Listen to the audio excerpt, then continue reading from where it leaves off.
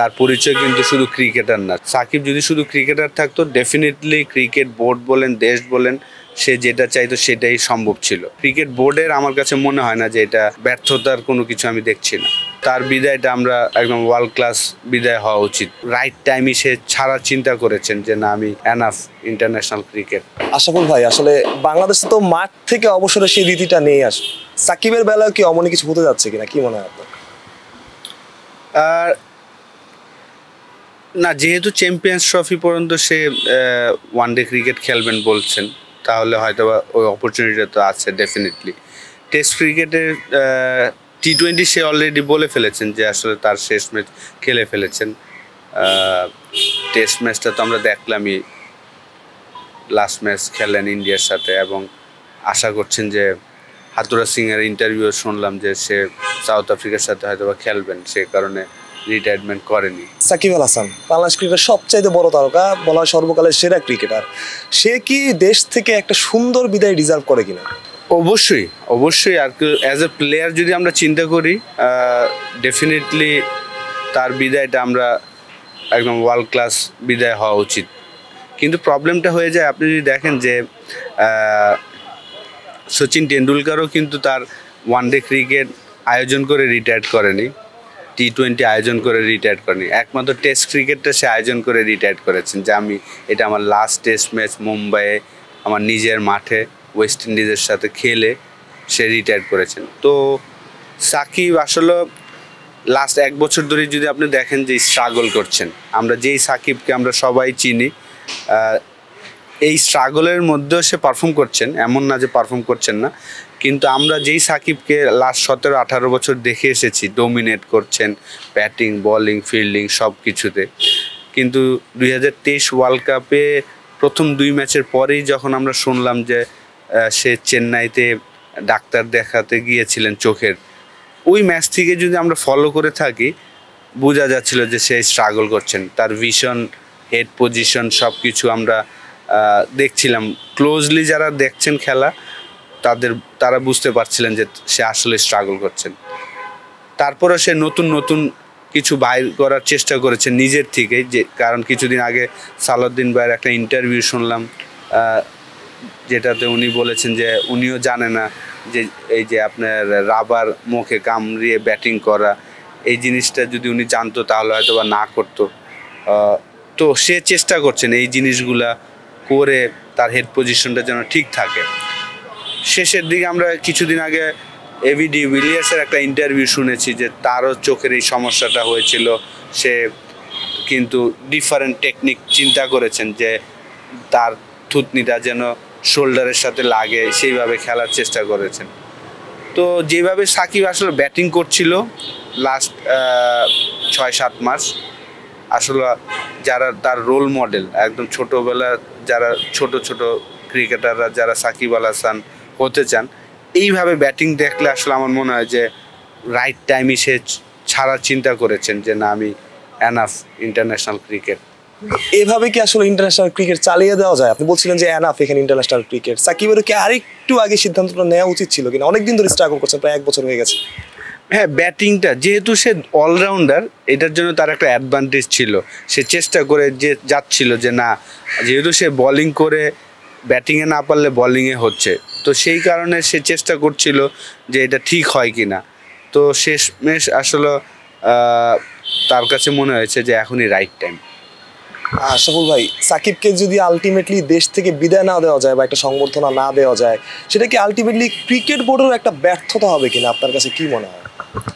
না, দেখেন, সাকিব কিন্তু বলাই হয়েছে যে তার পরিচয় কিন্তু শুধু ক্রিকেটার না। সে যেহেতু লাস্ট 7-8 মাস আগে একটা দলের একটা অংশ হয়েছেন, সেই কারণে সিচুয়েশনটা এখন নর্মাল একটা মানুষের মতো না। কিন্তু সাকিব যদি শুধু ক্রিকেটার থাকতো, ডেফিনেটলি ক্রিকেট বোর্ড বলেন, দেশ বলেন, সে যেটা চাইতো সেটাই সম্ভব ছিল। কিন্তু যেহেতু সে একটা দলের অংশ হয়েছেন, সেই জায়গায় আসলে সিচুয়েশন এখন এমন একটা সিচুয়েশন এসেছেন, ক্রিকেট বোর্ডের আমার কাছে মনে হয় না যে এটা কোনো ব্যর্থতার কোনো কিছু আমি দেখছি না। সাকিব আল হাসান যেমনটা বলছিলাম, বাংলাদেশ ক্রিকেটের সবচাইতে বড় তারকা, আসলে তাকে বাংলাদেশ ক্রিকেট কতটা মিস করবে আপনার কি মনে হয়? ডেফিনেটলি প্রত্যেকটা ক্রিকেটারকেই সবাই মিস করবেন ডেফিনেটলি, কিন্তু এইটাই আসলে লাইফ। সাকিব যাবেন, হয়তো বা সাকিবের মতন প্লেয়ার আসবে না, কিন্তু তার জায়গায় যে ছেলেটা খেলবে ডেফিনেটলি আশা করব সে তার জায়গাটা তৈরি করবেন, এটাই আশা থাকবে। কিন্তু যারাই খেলেছেন প্রত্যেকটা আমলে যারা যারা খেলেছেন তারাই কিন্তু বেস্ট। আপনি যদি দেখেন যে আমরা যখন শুরু করেছিলাম তখন আমাদের রোল মডেল কে ছিল? আকরাম ভাই, বুলবুল ভাই, নান্নু ভাই, ওনারা আমাদের রোল মডেল ছিল। তারপরে এখন সাকিব, মুশফিক, তামিম, মাহমুদুল্লাহ, মাশরাফি তারা এসেছেন। তো তারা সরে যাওয়ার পরে আবার আসবে কারা? এই তৌহিদ হৃদয়, মুস্তাফিজ, তাসকিন, তো শান্ত, তারা হবে আমাদের ফিউচার রোল মডেল।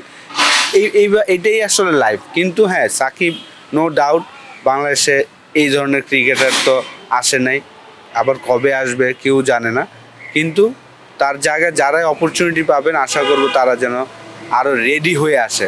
আমাদের যেই সমস্যাটা হয়েছে আমার কাছে মনে হয় যে 24 বছরে আমরা যেইভাবে ইমপ্রুভ করা উচিত ছিল, আমাদের প্লেয়ারদের মেন্টালিটি বলেন, টেকনিক বলেন, সব কিছু যতটা ডেভেলপ হওয়া উচিত ছিল ওইভাবে হয়নি। এইটাই আসলে দুঃখজনক। এটার জন্য আমাদের হয়তো বা আরও অনেক কাজ করার আছে, আমাদের ক্রিকেট বোর্ডের কাজ করার আছে, যে জুনিয়র লেভেলে বলেন বা আমাদের ডোমেস্টিক ক্রিকেটের ক্যালেন্ডারটা যেন পারফেক্টলি রান করে এবং খেলাগুলো যেন ভালো হয়। তাহলে আসলে আমাদের তামিম, সাকিব তাদের অ্যাভারেজ এখন 40, ডেফিনেটলি আমাদের নেক্সট জেনারেশন তারা আসবেন 45-50 আসবে। এটাই কিন্তু আসলে লাইফ।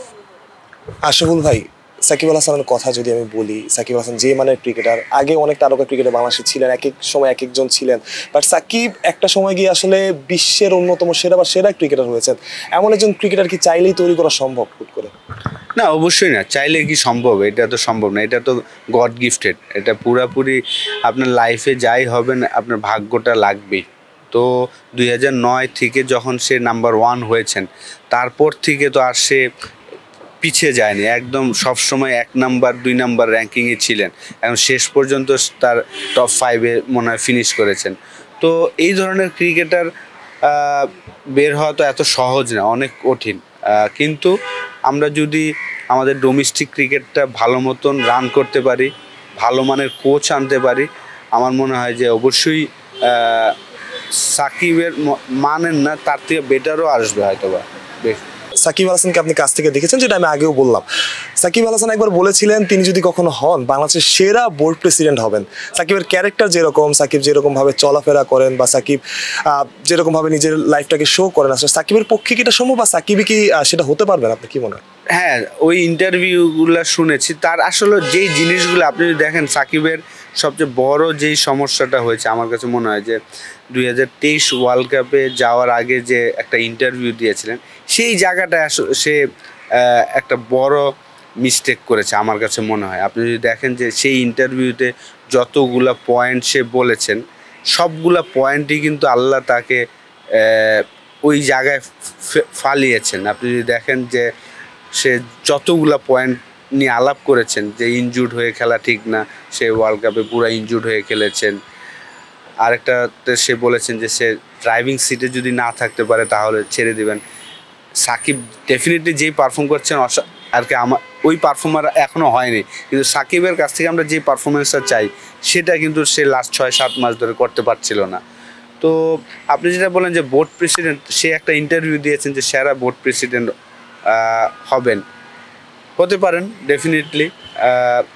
তার যেই চিন্তা ভাবনা সেটা যদি ভালো মতন কাজে লাগাতে পারেন, হতে পারেন।